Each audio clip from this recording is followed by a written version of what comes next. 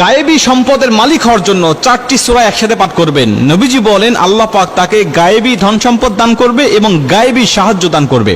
অবাক করা একটা হাদিস, তিরমিজি শরীফের 2895 নম্বর হাদিস। আনাস ইবনে মালিক রাদিয়াল্লাহু তাআলা আনহু হাদিসটা বর্ণনা করেছেন। আমরা ধন সম্পদ বৃদ্ধি করার জন্য কত মানুষের কাছে বিভিন্নভাবে বিভিন্ন পন্থায় ধন্না দেই, অথচ নবীজি সাল্লাল্লাহু আলাইহি ওয়াসাল্লাম বলছেন এই 4টি সূরা তুমি একত্রে পাঠ করো, আমার আল্লাহ তোমাকে প্রকাশ্য সম্পদের মালিক বানিয়ে দিবে। হযরত আনাস রাদিয়াল্লাহু তাআলা আনহু বর্ণনা করেন, আন্না রাসূলুল্লাহ সাল্লাল্লাহু আলাইহি ওয়াসাল্লাম ক্বালা লিরাজুলিন মিন আসহাবি, নবীজি সাল্লাল্লাহু আলাইহি ওয়াসাল্লামের কাছে একজন সাহাবী আসলেন। নবীজি তাকে জিজ্ঞাসা করলেন, হাল তাজাওয়াজনা ইয়া ফুলান, হে ফুলান তুমি কি বিবাহ করেছো? তিনি বলছেন, ক্বালা লা ইয়া রাসূলুল্লাহ, আমি বিবাহ করি নাই।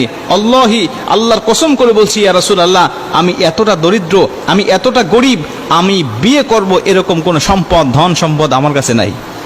নবীজি সাল্লাল্লাহু আলাইহি ওয়াসাল্লাম বলছেন, তুমি এতটা দরিদ্র যে তোমার কাছে বিবাহের কোনো মাল নেই? তিনি বলছেন, ইয়া রাসূলুল্লাহ, হ্যাঁ আমি এতটাই গরিব, আল্লাহি, আল্লাহর কসম করে বলছি। নবীজি বলছেন, ক্বালা আলাইসা মাআকা কুল হু আল্লাহু আহাদ, হে সাহাবী তুমি কি কুল হু আল্লাহু আহাদ আল্লাহুস সামাদ লাম ইয়ালিদ ওয়া লাম ইউলাদ ওয়া লাম ইয়াকুল লাহু কুফুয়ান আহাদ, এই সূরাটি তুমি পারো না?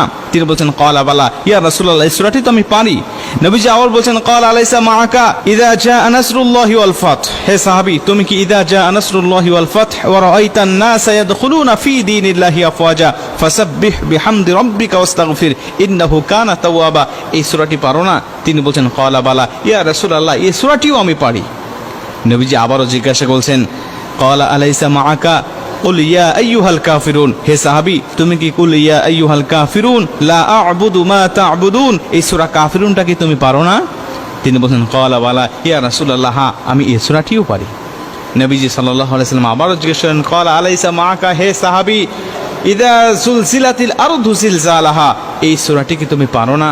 তিনি বলছেন, ইয়া রাসূলুল্লাহ, এই সূরাটিও তো আমি পারি।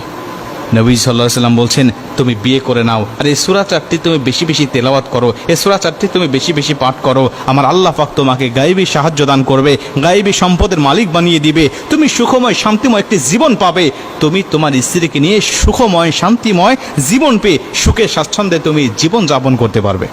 এজন্য আমি আপনাদেরকে বলি, অনেকেই বলে চাকরি বাকরি পাবো, বিবাহ বন্ধনে আবদ্ধ তারপরে হব, এখন হব না। আমি বলি নবীজির এই সুন্নাহকে মেনে নিয়ে, এই তিরমিজি শরীফের 2895 নাম্বার হাদিসটাকে মেনে নিয়ে আপনি আমলগুলো করতে থাকেন, আমার আল্লাহ আপনাকে সম্পদের মালিক বানিয়ে দিবে, আমার আল্লাহ পাক আপনাকে হালালভাবে ধনী বানিয়ে দিবে। অবাক করা একটা হাদিস, তিরমিজি শরীফের 2895 নম্বর হাদিস। আনাস ইবনে মালিক রাদিয়াল্লাহু তাআলা আনহু হাদিসটা বর্ণনা করেছেন। আমরা ধন সম্পদ বৃদ্ধি করার জন্য কত মানুষের কাছে বিভিন্নভাবে বিভিন্ন পন্থায় ধন্না দেই, অথচ নবীজি সাল্লাল্লাহু আলাইহি ওয়াসাল্লাম বলছেন এই 4টি সূরা তুমি একত্রে পাঠ করো, আমার আল্লাহ তোমাকে প্রকাশ্য সম্পদের মালিক বানিয়ে